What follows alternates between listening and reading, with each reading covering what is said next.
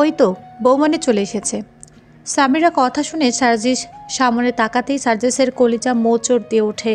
বুকের বাপাশে চিনচিনে ব্যথা অনুভব হয়। বুক ফুঁড়ে হৃদয় বেরিয়ে আসতে চায়।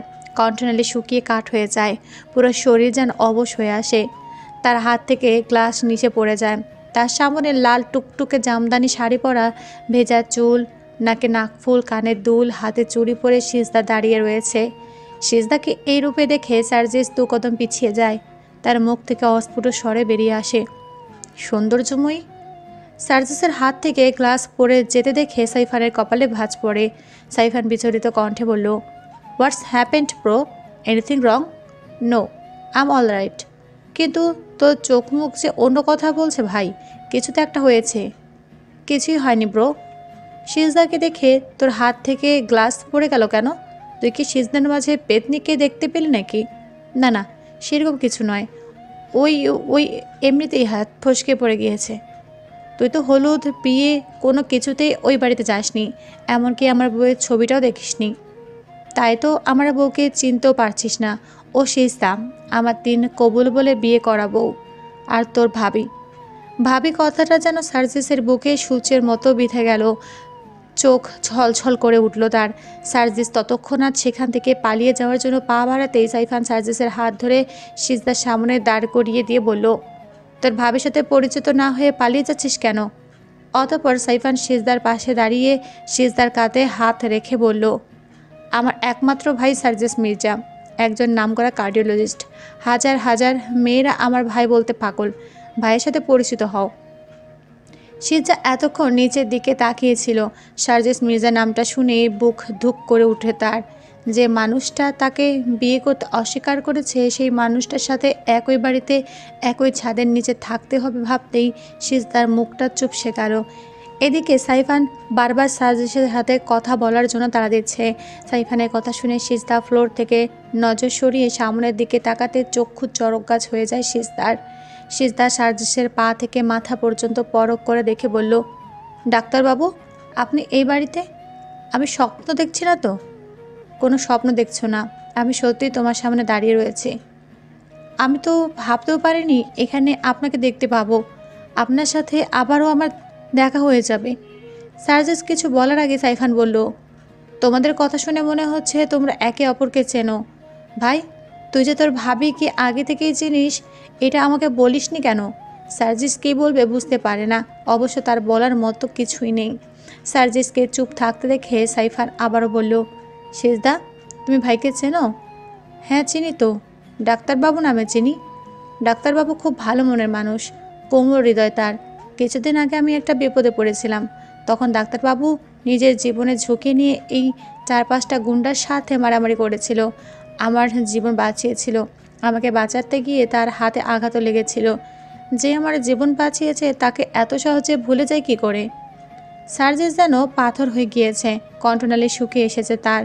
তার যেন নিজের চোখ কানকে বিশ্বাস হচ্ছে না।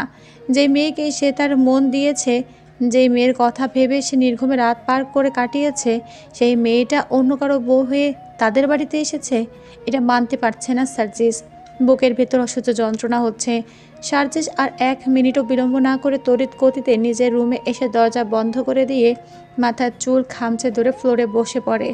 গা থেকে পাঞ্জাবিটা খুলে ছুঁড়ে ফেলে দেয়। নিজেকে বড্ড অসহায়, পাগল পাগল লাগছে তার। সে কী করবে কিছুই যেন বুঝে উঠতে পারছে না। সার্জিস ফ্লোর ছেড়ে উঠে দেয়ালের পরপর কয়েকটা ঘুষি মেরে বলল, এত বড় ভুল আমি কিভাবে করতে পারলাম? নিজের হাতে নিজের ভালোবাসার কোরবানি করে দিলাম। দাদু সৌন্দর্যময়ীর সাথেই আমার বিয়ে ঠিক করেছিল। বারবার বলেছিল মেয়ের ছবি দেখতে, মেয়ের সাথে মিট করতে, অথচ আমি তাকে না দেখে রিজেক্ট করে দিলাম। আবার তারই পরিচয় না জেনে তাকেই আমার বেহায়া মনটা দিয়ে দিলাম। তার হাতে হাত রেখে পায়ে পা মিলিয়ে বাঁচার স্বপ্ন দেখলাম। কি করে এমন ভুল করতে পারলাম? কি করে? চোখের সামনে নিজের ভালোবাসার মানুষ অন্য কারো বউ হয়ে গেল, আমি কিছু করতে পারলাম না। আমার নিজের ভালোবাসাকে অন্য কারোর সাথে কিভাবে সহ্য করব আমি? কিভাবে রোজ রোজ তার ভেজা চুল দেখে নিজেকে কন্ট্রোল করব? কিভাবে কিভাবে বলতে বলতে ফ্লোরে হাত উগেড়ে বসে পড়ে সার্জিস। আরে পাগলি মেয়ে, কান্না করছো কেন? সাইফান তোমার ছিল আর তোমারই থাকবে। আমি একটা বিয়ে করি বা 4টে বিয়ে করি, ইটস ডাজেন্ট ম্যাটার। বিয়ে যাকেই করি না কেন, মন তো তোমাকে দিয়েছি। আমার হৃদয় জুড়ে শুধু তুমি বসবাস করো, যেখানে আর কারো হস্তক্ষেপ করার রাইট নেই। তাছাড়া তুমি তো খুব ভালো করে জানো এই বিয়েটা কেন করেছি আমি, বিয়ের পেছনে কী উদ্দেশ্য আছে আমার। সবটা জানার পরেও তুমি এমন পাগলামি কেন করছো তানসি? তুমি যদি এমন করো তাহলে আমি নিজেকে সামলাতে পারবো না, সবটা আমাদের হাতের বাইরে চলে যাবে। সাইফান এক নাগারে কথাগুলো বললেও তানসির থেকে কোনো রেসপন্স পেল না। ফোনের অপর প্রান্ত থেকে শুধু নাক টানার আওয়াজ শোনা যাচ্ছে। সাইফান বুঝতে পারলো তানসি কান্না করছে। ভেতরটা দুমড়ে মুচড়ে উঠল তার। সাইফান দরদমাখা কণ্ঠে বলল, কথা বলবে না তানসি? বইয়ের সাথে নিশ্চয়ই বাসর হয়ে গিয়েছে। হাজার হোক পুরুষ মানুষ তো তুমি। একই বিছানায় দুজন নরনারী থাকা মানে আগুন আর মোম পাশাপাশি থাকা। আগুনের সংস্পর্শে যেমন মোম গলে যায়, তেমনি নারীর সংস্পর্শে গেলেও পুরুষ বদলে যায়। তার ভেতরে পুরুষত্ব চিত্ত জেগে উঠতে বাধ্য হয়। আমার প্রতি বিশ্বাস ভরসা নেই তোমার? আছে, তবুও পুরুষ মানুষ তো। তোমার ভাবনা অনুযায়ী কিছুই হয়নি তানসি। শারীরিক চাহিদার চেয়েও সিজদার বিশ্বাস ভরসা অর্জন করাটা বেশি জরুরি আমার কাছে। যত তাড়াতাড়ি সিজদার বিশ্বাস ভরসা অর্জন করতে পারবো, তত তাড়াতাড়ি আমাদের প্ল্যান সাকসেসফুল হবে। তার মানে তোমাদের মধ্যে কিছুই হয়নি? না, সিজদার বিশ্বাস অর্জন করার জন্য আমাকে নিখুঁত অভিনয় করতে হচ্ছে। সিজদা খুবই সহজ সরল একটা মেয়ে। আমার বিশ্বাস আমি খুব শীঘ্রই সিজদার বিশ্বাস ভরসা অর্জন করে সিজদার চোখে একজন আদর্শ স্বামী হয়ে উঠতে পারবো। দেখো, অভিনয় করতে করতে আবার সিজদার মায়া পড়ে যেও না। মায়া কিন্তু খুব খারাপ জিনিস, তোমাকে একদম নিঃশেষ করে দেবে। কোনো চান্সই নেই। আমি যে তানচিতে মগ্ন, রাতভর জেগে থাকি তারই জন্য।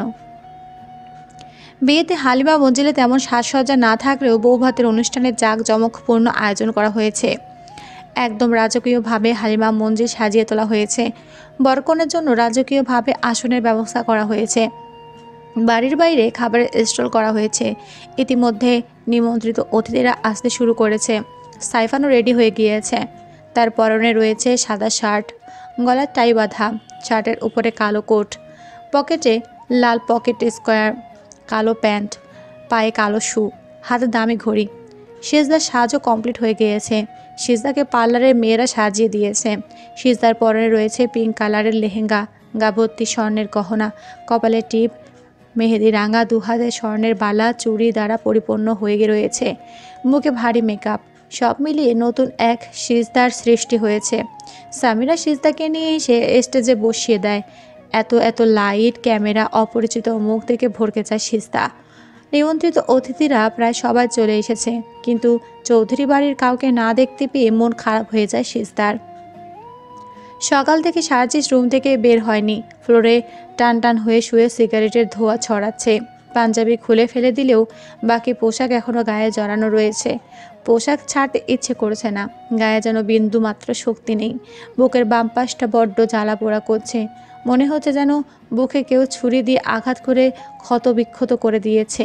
সার্জিস শোয়া ছেড়ে উঠে বসে একসাথে 4টা সিগারেট মুখের মধ্যে ঢুকিয়ে লাইটার জ্বালিয়ে দেবে, তখনই ফারুক মির্জা দরজায় কড়া নাড়ে। কয়েকবার ডাকার পর সার্জিস ফ্লোর ছেড়ে উঠে বসে দরজা খুলে দিয়ে আবারও ফ্লোরে বসে পড়ে। ফারুক মির্জা রুমে প্রবেশ করতেই তার নাকে সিগারেটের বিট খুঁটে গন্ধ আসে। সে এদিক ওদিক তাকাতেই ফ্লোরে সিগারেটের প্যাকেট, লাইটার, সিগারেট খেয়ে রাখা উচ্ছিষ্ট অংশ পড়ে থাকতে দেখে। এসব দেখে ফারুক মির্জা হতবাক হয়ে যায়। যে ছেলেটা সিগারেটের গন্ধ নিতে পারে না, সেই ছেলেটা সিগারেট খাচ্ছে, এটা যেন বিশ্বাস করতে কষ্ট হচ্ছে ফারুক মির্জার। ফারুক মির্জা সার্জিসকে ফ্লোর থেকে তুলে বলল, এসব কি হচ্ছে সার্জিস? আমি তো নিজের চোখকে বিশ্বাস করতে পারছি না। একদিনে এত পরিবর্তন হয়েছে তোমার। এই আমি কোন সার্জিসকে দেখছি? আমি 2 দিন আগের সার্জিস আর আজকে সার্জিসের মধ্যে কোনো মিল খুঁজে পাচ্ছি না। সিগারেটের প্যাকেট, লাইটার, সিগারেট খেয়ে রাখা উচ্ছিষ্ট অংশ, এসব কি সার্জিস? যেটা দেখতে পাচ্ছ সেটাই। কি হয়েছে তোমার? চোখ মুখের এই অবস্থা কেন? গতকালের পোশাক এখনও গায়ে জড়িয়েছে। বাড়িতে অনুষ্ঠান হচ্ছে, অথচ তুমি এখানে মরার মতো পড়ে আছো। গতকাল তো ঠিকই ছিলে, আজ হঠাৎ কি হলো যার জন্য সিগারেট হাতে তুলে নিলে? কি হয়েছে তোমার? চুপ করে থাকো না। চুপ থাকলে কোনো সমস্যার সমাধান হয় না। প্লিজ বলো কি হয়েছে তোমার? বাড়িতে অনুষ্ঠান হচ্ছে আর তুমি এনজয় না করে এখানে কেন এসেছো? যা বাবা, গিয়ে এনজয় করো। তোমার কাছে সময়ের অনেক দাম। আমার পেছনে অযথা তোমার মূল্যবান সময় নষ্ট করো না বাবা। কেন আমি আমার ছেলের রুমে আসতে পারি না? তার সম্পর্কে ভালো মন্দ জিজ্ঞেস করতে পারি না সার্জিস? ছোটবেলা থেকে যদি এই কাজটা করতে তাহলে আমার জীবনধারা অন্যরকম হতো বাবা। তোমার কাছে একটু সময় ভালোবাসা চেয়েছি, অথচ তুমি আমাকে দিয়েছো শুধু টাকা। টাকা ছাড়া তোমার কাছ থেকে কোনো দিনও কিছু পাইনি বাবা, অথচ আমি টাকা চাইনি, চেয়েছি একটু ভালোবাসা, একটু আদর, একটু যত্ন। বাবা হয়ে কখনো কোনো চাওয়া পূরণ করনি আমার, কিন্তু এবারে আমার একটা চাওয়া পূরণ করবে বাবা? অবশ্যই করব। বল না কি লাগবে তোর? তুই যা চাস তাই ভাবি, শুধু একবার বল তোর কি লাগবে। আমি দেশে থাকবো না বাবা, আমি যত দ্রুত সম্ভব কানাডা খালামুনির কাছে চলে যেতে চাই বাবা। তুমি যত দ্রুত সম্ভব আমার যাওয়ার ব্যবস্থা করে দাও প্লিজ বাবা, প্লিজ, আমি তোমার কাছে হাত জোর করছি। সার্জিসের কথা শুনে হতবাক হয়ে গেল ফারুক মির্জা। তিনি স্পষ্ট বুঝতে পারছেন তার ছেলের ওপর দিয়ে বড় কোনো ঝড় বয়ে গেছে। সেই ঝড়ে তার ছেলেটা দুমড়ে মুচড়ে শেষ হয়ে গিয়েছে। ছেলের এমন অসহায়ত্ব মেনে নিতে পারছেন না ফারুক মির্জা। তিনি সার্জিসকে আঁকড়ে ধরে বলল, তোর কি হয়েছে বাবা? বল না আমাকে। বাবাকে বলবি না? কি হয়েছে? কেন যাব এসব প্লিজ জানতে চেও না বাবা। এতদিন যখন আমার কথা শোনার মতো কোনো সময় তোমার হয়নি, তখন আজকেও তোমার সময় হবে না। তোমাকে যেটা বললাম তুমি সেটা করো বাবা। একজন বাবা হিসেবে ছেলের অন্তত একটা চাওয়া পূরণ করো। ঠিক আছে, আমি অতি দ্রুত তোর কানাডা যাওয়ার ব্যবস্থা করে দিচ্ছি। কিন্তু হুট করে তুই কানাডা যাবি কেন? তুই তো তোর দেশের মানুষের সেবা করতে চেয়েছিলি, এখন আবার মাথায় কানাডার ভূত চেপে বসলো কেন? সব কেন উত্তর হয় না বাবা। ঠিক আছে, তুই যা চাস তাই হবে, বলে ফারুক মির্জা সার্জিসের রুম থেকে বেরিয়ে যান। তিনি যেতেই সার্জিস দু ঠোঁটের মাঝখানে সিগারেট চেপে ধরে লাইটার জ্বালিয়ে আগুন ধরিয়ে দেয়। একটা সিগারেট শেষ করে আর একটা সিগারেট ধরাতে গেলেই সাইফান আসে। সাইফানের শ্বাস দেখে সার্জিসের যেন বুকের ব্যথাটা আরও বেড়ে যায়। আজকে সাইফানের জায়গা তার থাকার কথা ছিল, কিন্তু ভাগ্যের নির্মম পরিহাস, আজ সে সাইফান আর তার সৌন্দর্যময়ীর মধ্যে তৃতীয় ব্যক্তি। সে কারো মধ্যে দেয়াল হয়ে থাকতে চায় না, এজন্য সার্জিস দেশ ছেড়ে যাওয়ার সিদ্ধান্ত নিয়েছে। সাইফান সার্জিসের অবস্থা দেখে বিচলিত হয়ে বলল, ভাই কি হয়েছে তোর? তুই এখনও রেডি হসনি? আমি তো ভেবেছি তুই রেডি হয়ে গিয়েছিস, এজন্যই তোকে নিতে এসেছি, অথচ তুই দেখি দেবদাস হয়ে বসে রয়েছিস। প্রেমে ছ্যাঁকা টাকা খেয়েছিস নাকি ভাই? আমার এমন হিরো ভাইকে রিজেক্ট করার সাধ্যই হলো কোন মেয়ের? সার্জিস সাইফানের কথায় কান না দিয়ে বলল, তুমি যাও, আমি রেডি হয়ে আসছি। না, কোথাও যাচ্ছি না আমি, আমি বিছানায় বসছি। তোকে বলে বিশ্বাস নিয়ে আমার বিয়ের দিন কী করেছিলে ভুলে যাইনি আমি। তুই রেডি হ, আমি তোকে সাথে নিয়ে তারপর যাব। ঠিক আছে, তুমি যদি বসে থাকতে পারো আমার কোনো সমস্যা নেই, বলে সার্জিস ওয়াশরুমে চলে যায়। প্রায় 10 মিনিট পর সার্জিস শাওয়ার নিয়ে ওয়াশরুম থেকে বেরিয়ে দেখে সাইফান সত্যি বসে আছে। সার্জিস ঝটপট রেডি হয়ে সাইফানের সাথে রিসেপশনে চলে আসে। এত মানুষের ভিড়ে সার্জিসের সর্বপ্রথম স্টেজে নববধূ রূপে বসে থাকা সিজদার দিকে নজর যায়। সিজদার চোখে চোখ পড়তেই বুক ধুক করে ওঠে, তার বুকে চিনচিনে ব্যথার সৃষ্টি হয়। সাইফান স্টেজে যেতেই ফটোগ্রাফার সাইফানের ছবি তুলতে শুরু করে। এরপর সিজদার ছবি তোলার পালা। সিজদার সিঙ্গেল ছবি তোলা হয়ে গেলে ফটোগ্রাফার বলল, এবার কাপল পিক তুলতে হবে, আপনারা দুজনে পাশাপাশি দাঁড়ান।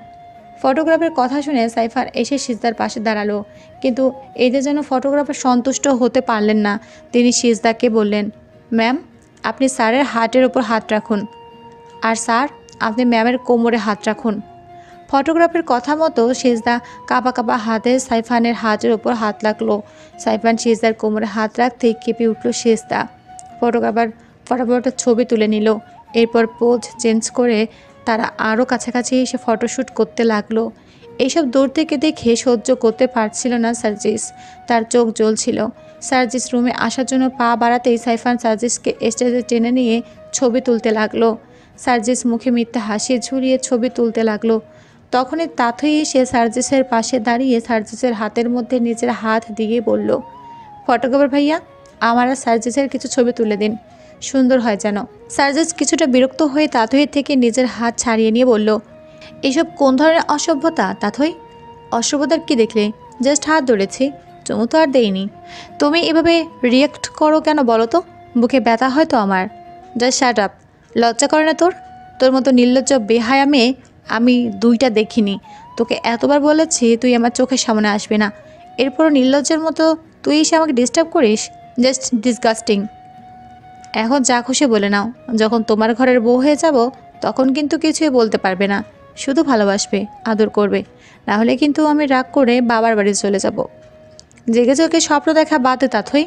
আমি আগে বলেছি, এখনও বলছি, তোর প্রতি আমার বিন্দু মাত্র ফিলিংস কাজ করে না।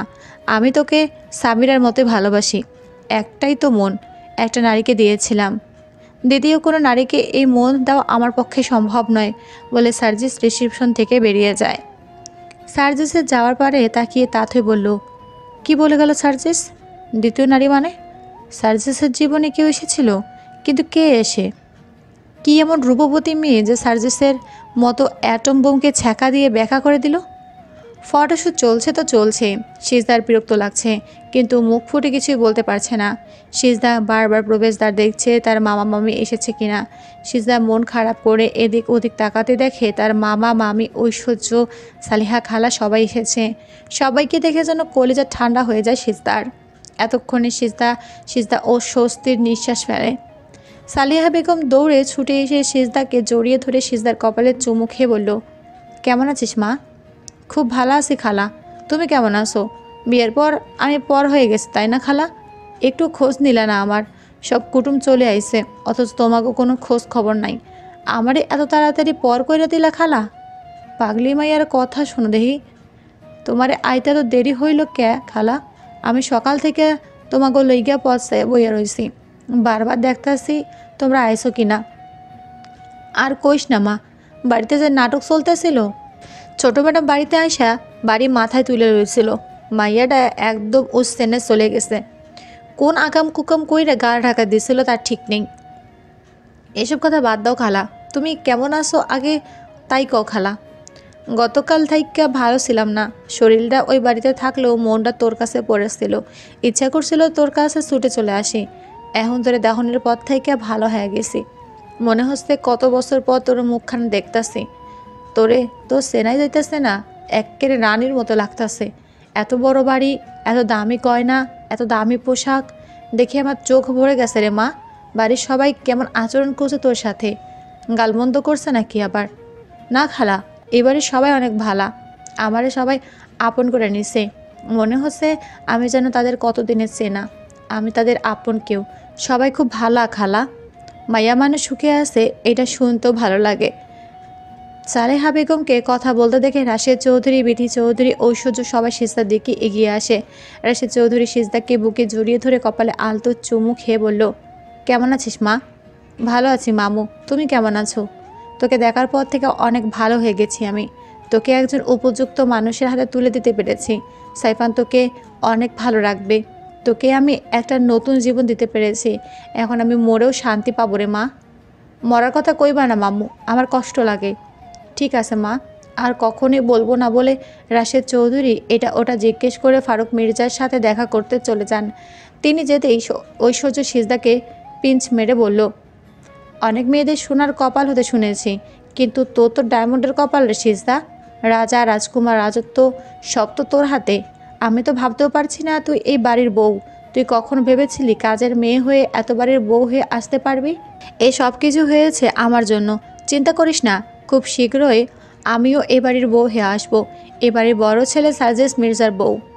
সার্জিস মির্জার বউ কথাটা শুনে চমকে উঠল সিজদা। সিজদা মনে মনে বলল, আমি তো জানতামই না যে ডাক্তারবাবুর নামই সার্জিস মির্জা। দাদিজান ডাক্তারবাবুর সাথেই আমার বিয়ে ঠিক করেছিল। ডাক্তারবাবুই সেই পুরুষ যাকে নিয়ে ঘর বাঁধার স্বপ্ন দেখেছিলাম আমি, অথচ তিনি আমাকে বিয়ে করতে চাননি। আর চাইবেনই বা কেন? আমি তো তার যোগ্য না। আমি জানতাম সে আমাকে বিয়ে করবে না, সে তার লেভেলের কোনো মেয়েকে বিয়ে করবে, আর সেটাই হলো। যাই হোক, এখন আমি অন্য কারো বউ, তার কথা ভেবে কোনো কাজ নেই আমার। তবে তার প্রতি আমার কৃতজ্ঞতা সারা জীবনের জন্য। সিজদা দেখে কোনো রেসপন্স না পেয়ে ঐশ্বর্য আবার বলল, বড়লোক বাড়ির বউ হয়ে অহংকারে মাটিতে পা পড়ছে না তোর? আমার প্রশ্নের উত্তর দেওয়ার প্রয়োজন মনে করছিস না? আমি সার্জিসের বউ হয়ে এই বাড়িতে আসা মাত্রই তোর সব অহংকার ফানুস হয়ে যাবে। তুই আবার আমার চাকরানি হয়ে যাবি। যার স্থান যেখানে তাকে সেখানে মানায়। ঠিক বলেছেন ম্যাডাম, যেমন আপনার স্থান জেলখানায়, আপনাকে জেলখানাতেই মানাবে। পুরুষালী কণ্ঠস্বর শুনে সবাই পেছনে তাকিয়ে দেখে দরজায় পুলিশ দাঁড়িয়ে রয়েছে। পুলিশ দেখে ভয় পেয়ে যায় ঐশ্বর্য। ঐশ্বর্য বিথি চৌধুরীকে শক্ত করে আঁকড়ে ধরে। বিথি চৌধুরীর চোখে মুখেও ভয়ের ছাপ স্পষ্ট ফুটে উঠেছে।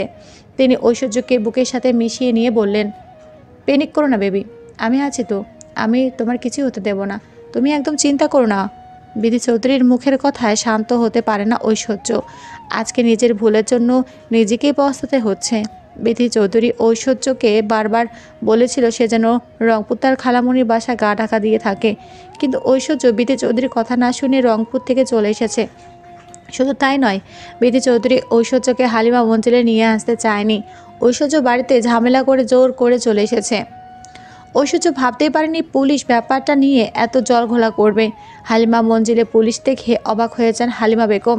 তিনি এগিয়ে এসে বললেন, এসব কি হচ্ছে অফিসার? আজকে আমাদের বাড়িতে একটা অনুষ্ঠান রয়েছে, এত এত গেস্ট, এর মধ্যে বিনা নোটিশে বিনা পারমিশনে পুলিশ কেন? আপনাকে কে আসতে বলেছে? Sorry to say madam, but অপরাধী যেখানে থাকবে পুলিশও সেখানেই থাকবে, এটাই তো স্বাভাবিক, তাই না? আর এই কেসটাতে আপনারা না চাইলেও জড়িয়ে পড়েছেন, তাই বাধ্য হয়ে এমন একটা দিনে আমাদের আসতে হয়েছে ম্যাডাম।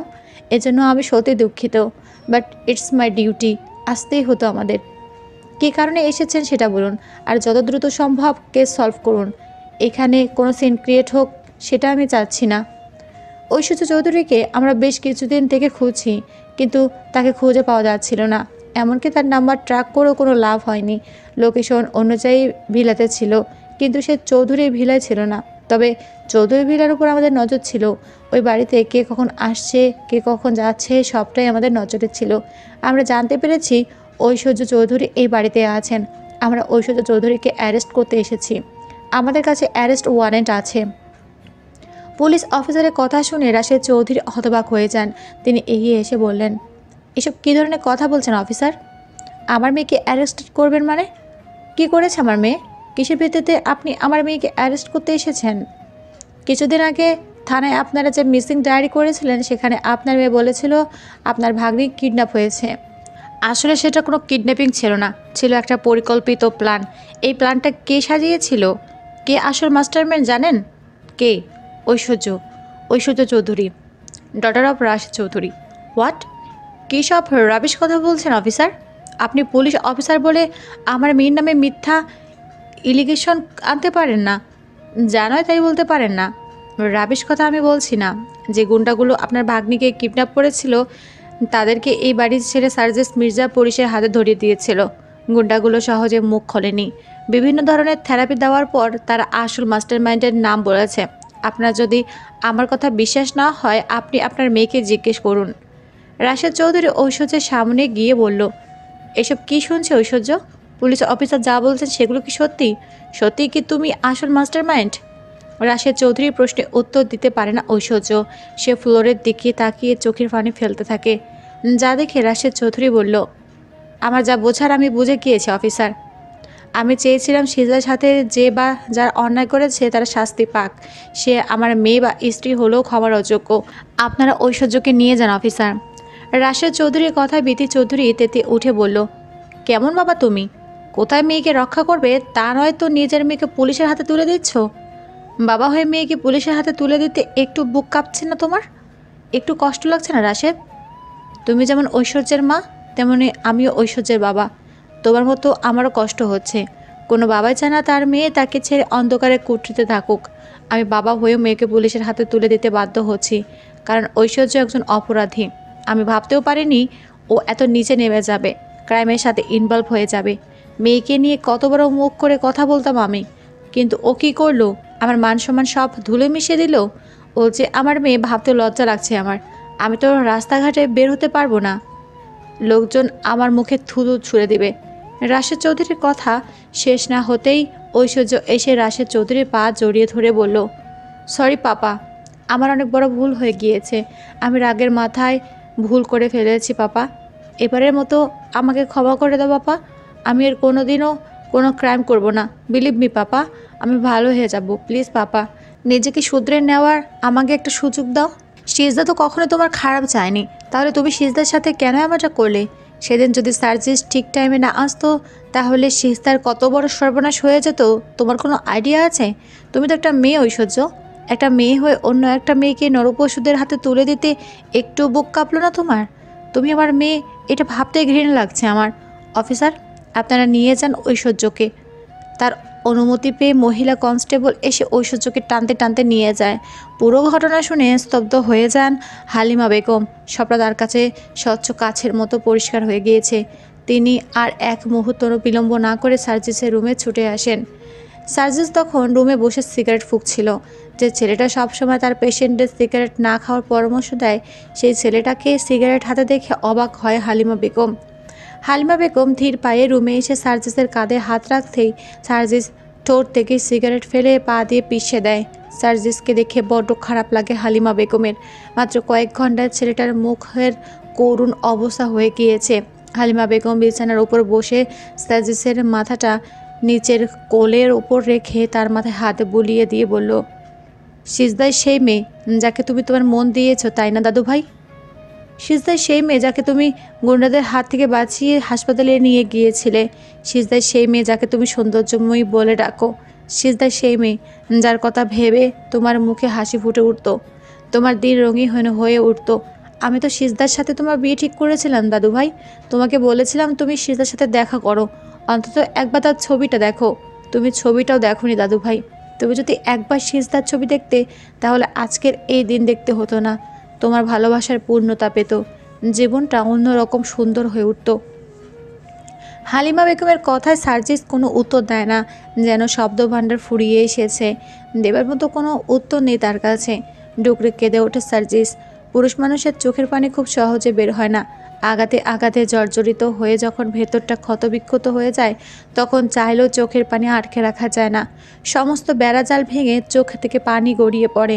সার্জিসের চোখের পানি দেখে কলিজায় মোচড় দিয়ে উঠল হালিমা বেগমের। সার্জিসের মা যখন সার্জিসকে ছেড়ে চলে যায়, তখন সার্জিসের চোখে শেষবার পানি দেখেছিল হালিমা বেগম। তারপর যত যন্ত্রণা হোক না কেন, সার্জিস কাঁদেনি। হালিমা বেগম সার্জিসের মাথায় হাত বুলিয়ে দিয়ে আবার বললেন, তোমার বেস্ট ফ্রেন্ড ছিলাম আমি, তুমি তো সবটাই আমার সাথে শেয়ার করতে। তাহলে এই ব্যাপারটাকে লুকিয়ে কেন গেলে দাদু ভাই? সিজদার সাথে তোমার বিয়ের পাকা কথা হবার পর ওই অ্যাক্সিডেন্টটা হয়। সেদিনই রামিম ওই মেয়ের ব্যাপারে আমাকে বলেছিল। আমি ভেবেছিলাম সাইফানের বিয়েটা মিটে গেলে তারপর ওই মেয়ের ব্যাপারে খোঁজখবর নিয়ে তোমাদের চার হাত এক করে দেব। কিন্তু কি থেকে কি হয়ে গেল। তুমি যদি একটাবার আমাকে বলতে, আজকের দিনে তোমাকে এই অবস্থা দেখতে হতো না। থাক না দাদু, সব ভালোবাসা যে পূর্ণতা পায় না দাদু। ভালোবাসা মানে যে তার সাথে বিয়ে হতে হবে, সংসার করতে হবে, এমনটা নয়। ভালোবাসার মানুষকে দূর থেকেও সুখী দেখার মধ্যে সুখ সুখ অনুভব হয়। আমি চাই সৌন্দর্যময় ভালো থাকুক, সুখে থাকুক। আর এই যে তুমি কষ্ট পাচ্ছ, তিলে তিলে নিজেকে শেষ করে দিচ্ছ। হার্টে ডক্টর হয়েও হার্টের ক্ষতির জন্য সিগারেট গিলছ। এর দায়ভার কে নেবে দাদু? সৌন্দর্যময়ী আমার জীবনের প্রথম নারী, আমার মায়ের পরে পৃথিবী দেখা সবচেয়ে সেরা সুন্দরী নারী, যাকে প্রথমবার দেখেই আমি তার মায়া পড়ে গিয়েছিলাম। সেই মায়া থেকে ভালো লাগা, আর সেই ভালো লাগা থেকে কখন যে সেটা ভালোবাসার রূপ নিয়েছে আমি নিজেও বুঝতে পারিনি। সৌন্দর্যময়ীকে আমি আমার মনটা দিয়েছিলাম দাদু। তার সাথে সংসারের স্বপ্ন দেখেছিলাম, তার কোলে মাথা রেখে শেষ নিঃশ্বাস ত্যাগ করতে চেয়েছিলাম। কিন্তু ওই যে একটা কথা আছে না, যদি থাকে নসিবে আপনা আপনি আসিবে। আসলে সৌন্দর্যময়ী আমার নসিবে নেই, থাকলে আমি অবশ্যই তাকে নিজের করে পেতাম। তুমি একদম মন খারাপ করো না দাদু। শি ইজ দ্য আনএডুকেটেড একটা মেয়ে। বাবা মা পরিবার পরিজন মোদ্দা কথা নিজের বলতে কিছুই নেই। আসলে সিজদা তোমার বউ হবার যোগ্যতাই রাখে না। আমি সিজদা থেকে সুন্দরী শিক্ষিতা মেয়েকে তোমার জন্য খুঁজে নিয়ে আসব। আমি নিজেও জানি তুমি সিজদাকে কতটা পছন্দ করো। তুমি শুধুমাত্র আমার মন রক্ষাতে এগুলো বলছো। আমি ছোট বাচ্চা নই দাদু। তাছাড়া প্রকৃত ভালোবাসা কখনোই সৌন্দর্য খোঁজে না দাদু। আমি সৌন্দর্যময়ীকে সত্যি মন থেকে ভালোবেসেছি। আমার ভালোবাসায় বিন্দুমাত্র লোভ লালসা ছিল না। আমার মনে হয় না দ্বিতীয় কোনো নারীকে আমি নতুন করে আমার মন দিতে পারবো, তাকে ভালোবাসতে পারবো, তার সাথে সংসার করতে পারবো। জীবন কারোর জন্য থেমে থাকে না দাদু ভাই। তুমি তোমার ভালোবাসার মানুষকে নিজের করে পাওনি বলে এটা নয় যে তোমার জীবন শেষ হয়ে গিয়েছে। নিজের জীবনকে আরও একটা সুযোগ দেওয়া উচিত দাদু ভাই। জীবন থেমে না থাকলে ভালোবাসা থেকে যায় আজীবন। ভালোবাসা কখনো ফুরিয়ে যায় না দাদু। অনেক কথা হয়েছে দাদু ভাই, এবার ওঠো তো, ফ্রেশ হয়ে নাও। এভাবে চললে তো তুমি অসুস্থ হয়ে পড়বে। সিজদা যদি একবার জানতে পারে তুমি তাকে ভালোবাসো, তার জন্য প্রতিনিয়ত কষ্ট পাচ্ছ, তাহলে মেয়েটা গিল্টি ফিল করবে। এক বাড়িতে একই ছাদের নিচে বসবাস করাটা অস্বস্তিকর হয়ে উঠবে সিজদার কাছে। আমি তোমার মনের অবস্থা বুঝতে পারছি, তবুও বলবো তুমি একটু স্বাভাবিক থাকার চেষ্টা করো দাদু ভাই। আমি চাই না আমার জন্য সৌন্দর্যময়ী কোনো প্রকার অসুবিধা হোক। আমিও তার মুখোমুখি হতে চাই না। তাই আমি একটা সিদ্ধান্ত নিয়েছি দাদু। কী সিদ্ধান্ত? আমি দেশে থাকবো না। আমি কানাডা খালামুন্নির কাছে চলে যাচ্ছি। হোয়াট? Are you crazy? এমন একটা সিদ্ধান্ত একা একা নিলে? কাউকে জানানোর প্রয়োজন মনে করলেন না দাদু ভাই? আই এম নট ক্রেজি দাদু। I just want to B well. এই বাড়িতে আমার চোখের সামনে সৌন্দর্যময়ীকে অন্য কোনো পুরুষের সাথে আমি সহ্য করতে পারবো না দাদু। রোজ রোজ তার ভেজা চুল দেখতে পারবো না। আমি মারা যাব দাদু।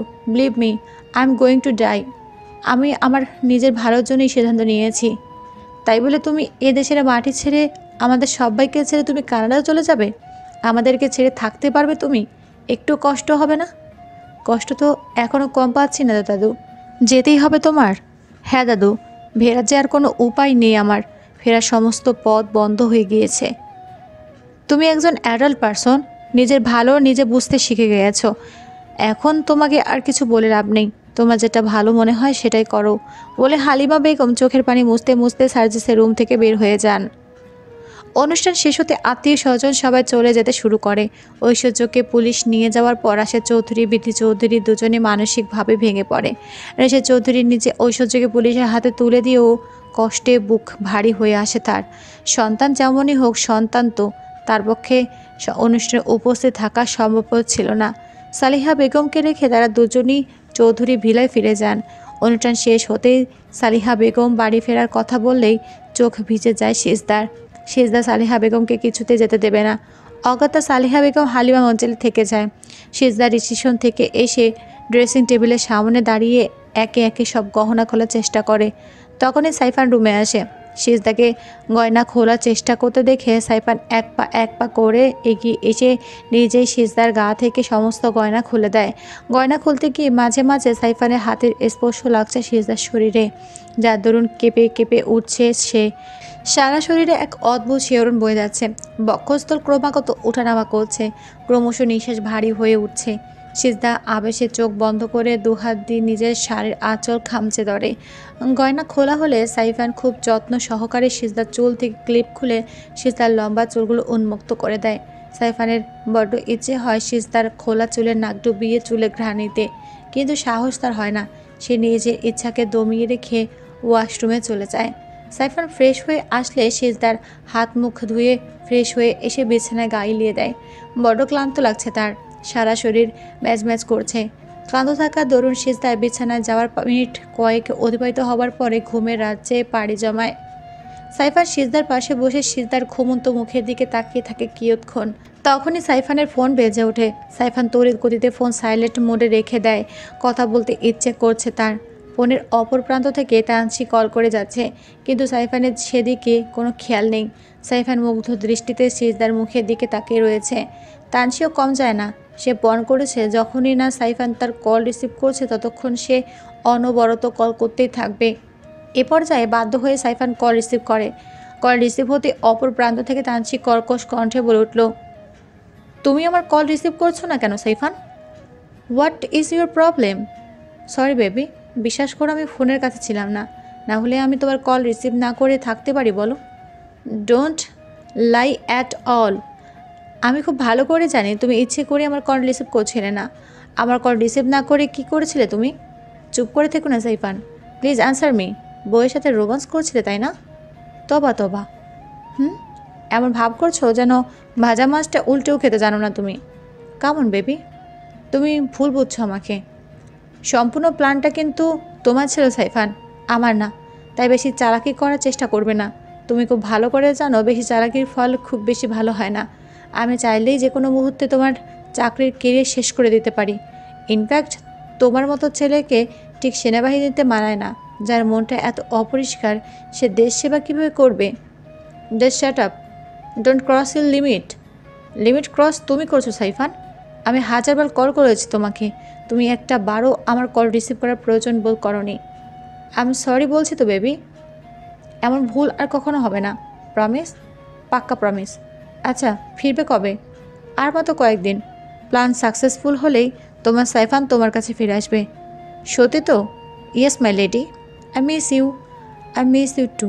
বাই দ্য ওয়ে, এতবার কল করেছো, কোনো এমার্জেন্সি কেস নাকি? না গো, তোমার সাথে কথা বলতে ইচ্ছে করছিল। তোমার মিষ্টি কণ্ঠ শোনার তৃষ্ণা জেগেছিল মনে। তৃষ্ণা মিটে গিয়েছে। এখন রাখছি। Bye. Love you. Love you too বলে ফোন ড্রেসিং টেবিলের ওপর রেখে সাইফান আবারও সিজদার পাশে এসে বসলো। সিজদার ঘুমন্ত মুখের দিকে তাকিয়ে গুনগুন করে গাইতে শুরু করলো। বড় মায়া মায়া লাগে গো তোমায় দেখিতে। বুকের উপর ভারী কিছু অনুভব করতে ঘুম হালকা হয়ে যায় সাইফানের।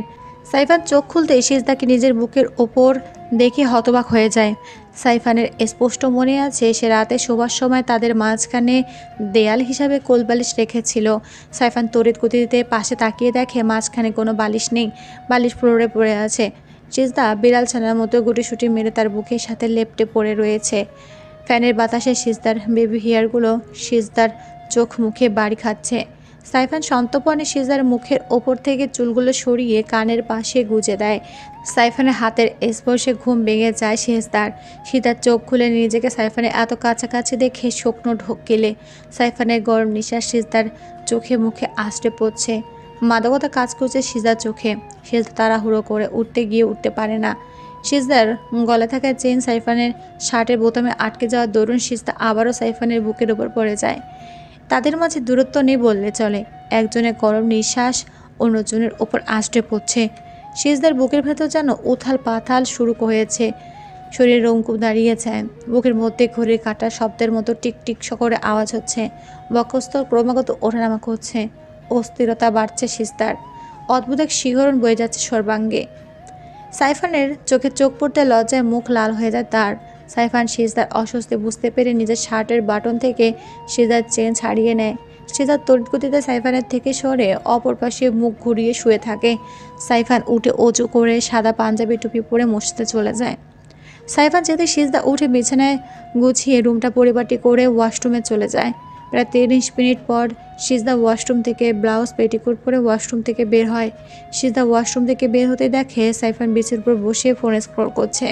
সিজদা ভেবেছিল সাইফান আরও পরে আসবে, তাই সে শুধুমাত্র ব্লাউজ পেটিকোট পরে বের হয়ে পড়ে। ওয়াশরুমের দরজা খোলার আওয়াজ পেয়ে সাইফান সেদিকে তাকাতেই সিজদার দুহাত দিয়ে নিজেকে আড়াল করার চেষ্টা করে। সাইফান সেই দৃশ্য দেখে মুচকে হেসে রুম থেকে বেরিয়ে যায়। সিজদা সামিরার সাহায্যে শাড়ি পরে নিচে এসে সোজা কিচেনে চলে যায়। সিজদা সামিরার থেকে জেনেছে এ বাড়িতে শেফ রান্না করে। বাড়ির সকলে শেফের হাতে রান্না খায় শুনে সিজদা হালিমা বেগমের কাছে রান্না করার জন্য অনুমতি চায়। হালিমা বেগম সিজদাকে কোনো মতেই অনুমতি দিতে চায় না। অনেক আকুতি মিনতি করার পর হালিমা বেগম সিজদাকে রান্নার জন্য অনুমতি দেন। সিজদা রান্নার হাত অনেক ভালো। সিজদার মামা সিজদার হাতের রান্না খুব পছন্দ করতেন। সিজদা প্রতি শুক্রবারে তার মামার জন্য স্পেশাল রান্না বান্না করত। মামার কথা মনে পড়তে মুখে আধা নেমে আসে সিজদার। চৌধুরী ভিলায় কাটানো মুহূর্তগুলো মনে পড়ে যায়। চোখের কোণে জল মুছে প্রথমে সবার জন্য চা করে দিয়ে রান্নার কাজে লেগে পড়ে। যদিও বাড়িতে সকলে ব্রেকফাস্টে ডিম, পরোটা, ফলের জুস, ব্রেড, জেল, ফলমূল এগুলো খায়, কিন্তু সিজদা যেহেতু আজ তার মামা বাড়িতে বেড়াতে যাবে তাই সকালের মেনুতে সবার জন্য বাসমতি চালের সাদা ভাত, ইলিশ ভাপা, 5 রকমের ভর্তা, চিংড়ি মাছের মালাইকারি, মুগ ডাল, শিং মাছের পাতলা ঝোল, তেলাপিয়া মাছ ভাজি, বেগুন ভাজি, ট্যাংরা মাছ, আলু দিয়ে চচ্চড়ি, গরুর গোস্ত, রোস্ট, ঝরঝরে পোলাও করেছে। সাথে আরও রয়েছে পায়েস, সেমাই, মিষ্টি দই। সিজদা রান্না শেষ হলে বাড়ির হেল্পিং হ্যান্ড বিউটি সব খাবারগুলো ডাইনিং টেবিলে সাজিয়ে রাখে। এর মাঝে সবাই ডাইনিং টেবিলে এসে উপস্থিত হয়। এত এত খাবার দেখে অবাক হয়ে যায় বাড়ির সকলে। সাইফান আর সিজদা পাশাপাশি চেয়ারে বসেছে। সার্জিস এসে দেখে সিজদার মুখোমুখি একটা চেয়ার খালি রয়েছে। অগত্যা সার্জিস না চাইতেও আবারও সিজদার মুখোমুখি হয়ে যায়। শান্তা মির্জা সবাইকে খাবার সার্ভ করে দিচ্ছেন। সার্জিস প্লেট থেকে এক লোকা খাবার মুখে দিতে তৃপ্তিতে মন ভরে ওঠে তার। শেষ কবে এত ভালো রান্না খেয়েছে মনে নেই তার। তাকে তৃপ্তি সহকারে খেতে দেখে চোখ জুড়িয়ে যায় হালিমা বেগমের। হালিমা বেগম উৎফুল্ল হয়ে বললেন, কি দাদু ভাই, খাবার কেমন লাগছে? খুব ভালো হয়েছে দাদু। সার্জিসের কমপ্লিমেন্টে পেয়ে সামিরা বলে উঠল, ভালো তো হবেই, দেখতে হবে না রান্নাটা কে করেছে। বৌমনি আজকে নিজে হাতে আমাদের সকলের জন্য এত এত মজাদার খাবার রান্না করেছে। প্রতিটা আইটেম যা হয়েছে না, একদম চেটেপুটে খাওয়ার মতো। সার্জিস এতক্ষণ তৃপ্তি নিয়ে খাচ্ছিল, কিন্তু যখনই শুনে সব রান্না সিজদা করেছে তখন আর সেই খাবার সার্জিসের গলা দিয়ে নামতে চাইল না। সার্জিস খাবার ছেড়ে উঠে সোজা হালিমা মঞ্জুল থেকে বেরিয়ে যায়। সার্জিসের এহেন কাজে উপস্থিত সবাই হতবম্ব হয়ে গেল।